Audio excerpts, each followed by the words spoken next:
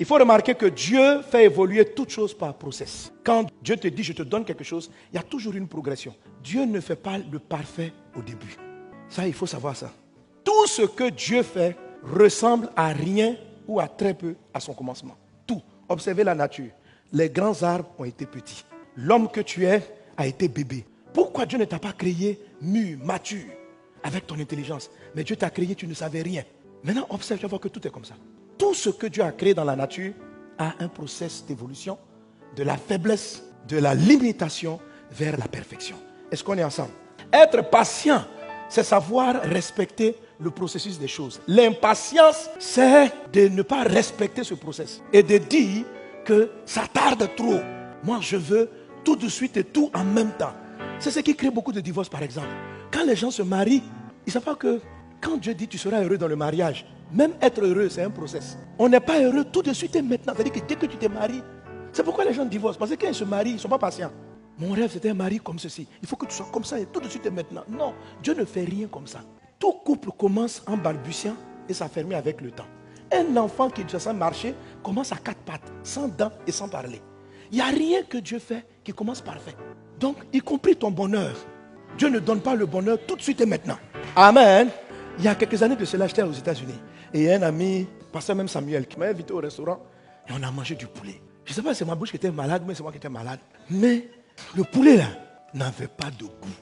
Si je mange, je mets du sel, ketchup, moutarde. Je veux tout. Donc à la fin, ce n'est pas le poulet même que je mangeais. C'est la moutarde accompagnée avec quelque chose à mâcher. Ça n'a pas de goût. Bon, il y en a qui aiment ce goût sans goût là, mais ça n'a pas de goût.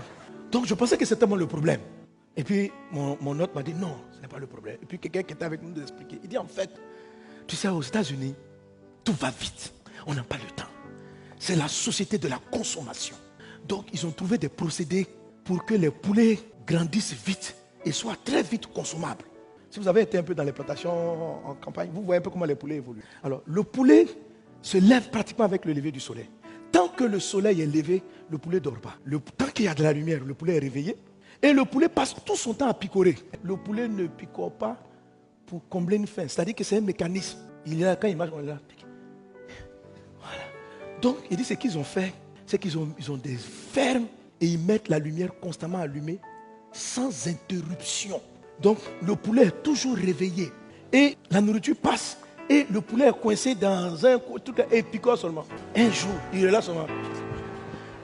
Et donc, il commence à grossir bêtement. Il grossit. Et le sang, les bonnes choses qui sont dans le sang là, n'ont pas pris le temps d'entrer dans sa chair parce qu'il va vite. Je ne sais pas, normalement, il faut un bon poulet. Il faut combien de jours? Les fermiers. À peu près 45 jours.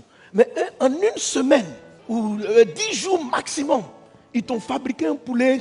Parce que là, vraiment, on peut dire, ils l'ont fabriqué avec des cuisses énormes, c'est-à-dire il est costaud, mais même les os n'ont pas pris le temps de se former. Parce que quand vous mangez nos poulets africains, les poulets, la bicyclette là, tu sens qu'il a pris le temps.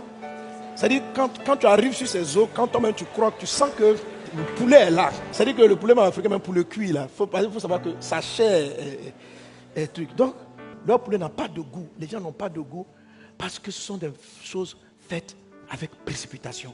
Impatience, on veut vite le manger. Le plus important c'est de manger, peu importe le goût. Donc je demande pardon aux Américains, mais répentez-vous. Respectez la nature de Dieu. Bon, ce n'est pas tous les Américains. Après on m'a amené dans d'autres restaurants où ils arrivent à sélectionner parce qu'il y a des fermes là-bas qui ont compris le principe et qui veulent manger, mais ça coûte plus cher. Ok? Ça coûte plus cher ce genre de viande. Est-ce qu'on est ensemble? Quelque chose qui va trop vite vient contre le principe de Dieu et ça produit des poulets qui ne sont pas bons. Et c'est comme ça aujourd'hui, vous voyez, les gens sont là. Il y a des mariages poulets américains. Alléluia. Il y a des entreprises poulets américains. C'est-à-dire que tu ne prends pas le temps de construire tes employés. C'est tout de suite maintenant. Je veux des gens compétents tout de suite et maintenant. Je veux la consommation tout de suite et maintenant. Je veux le mariage et le plaisir du mariage tout de suite et maintenant. Donc tout le monde est là. Voilà ce que tu dois faire. La lumière est toujours là. Il n'y a pas de temps de nuit. Il n'y a pas de temps de repos. À la fin, quand tu rentres dans ton mariage et puis que tu le manges, il n'a pas... C'est-à-dire que le bonheur que Dieu a prévu dans le foyer, là, tu dis, c'est que je suis rentré dans quoi? C'est un mariage ou c'est pas un mariage? Non, on appelle ça mariage poulet américain. Alléluia. Dis à ton voisin, dis à ta voisine, ne rentrez pas dans des mariages poulet américains, dans des entreprises poulet américains, dans des situations poulet américains. La vie est un process. Laissez les choses se bâtir. Laissez les gens apprendre à se découvrir. Les gens sont pressés.